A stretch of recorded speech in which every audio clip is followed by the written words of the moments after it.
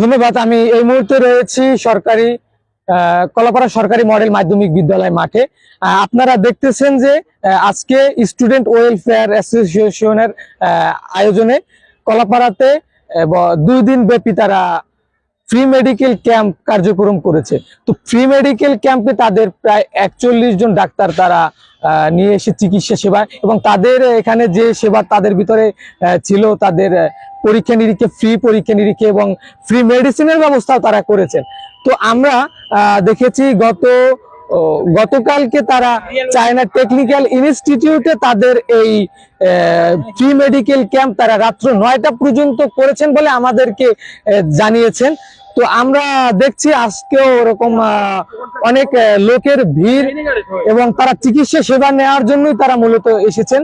তো এখানে কলাপাড়াতে ডাক্তার থাকার পরেও কেন আসছেন এমনটা প্রশ্ন করার পরেও আমরা জানতে পেরেছি তাদের কাছে যে ভালো চিকিৎসা সেবা এবং ভালো তাদের পরীক্ষা নিরীক্ষার জন্য তারা আমরা এই মুহূর্তে এখন কথা বলবো স্টুডেন্ট ওয়েলফেয়ার অ্যাসোসিয়েশনের কলাপাড়ার একজন ভলান্টিয়ারের সাথে।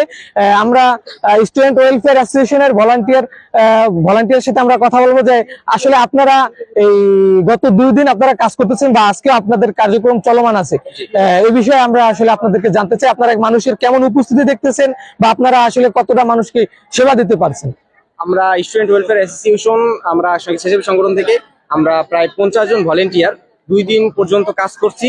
আমরা মানুষের নিরাপত্তা বজায় রেখে সিরিয়াল মেনটেন করে আমাদের ঢাকা থেকে 40 জন এমবিবিএস ডাক্তার আসছেন যারা ফ্রি চিকিৎসা সেবা, আপনারা হয়তো জানেন, ফ্রি চিকিৎসা সেবার পাশাপাশি ফ্রি টেস্ট, গুণগত উন্নত মানের টেস্ট এবং ফ্রি মেডিসিন বিতরণ করছেন।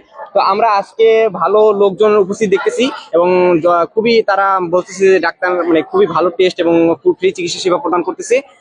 আমরা প্রায় 50 জন ভলেন্টিয়ার আছি যারা আমরা সুন্দরভাবে এটা নিরাপত্তা বজায় রেখে এবং এটা পরিচালনা করতেছি। জি, আপনারা শুনতে পেরেছেন আমাদের স্টুডেন্ট ওয়েলফেয়ারের অ্যাসোসিয়েশনের একজন ভলান্টিয়ার সাব্বিরের সাথে আমরা কথা বলেছি।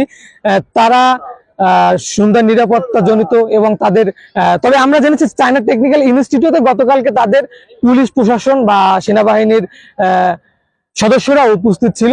তো আমরা একটু আগে দেখেছি যে সেনাবাহিনীর একটি টহল টিম অলরেডি তারা পর্যবেক্ষণের জন্য এই কলাপাড়া সরকারি মডেল মাধ্যমিক বিদ্যালয়ে তারা এসেছেন। তো আজকে আমরা আরো আপডেট আপনাদেরকে পরবর্তীতে জানাতে পারবো। এই ছিল কলাপাড়া সরকারি মডেল মাধ্যমিক বিদ্যালয় থেকে আমার কাছে সর্বশেষ।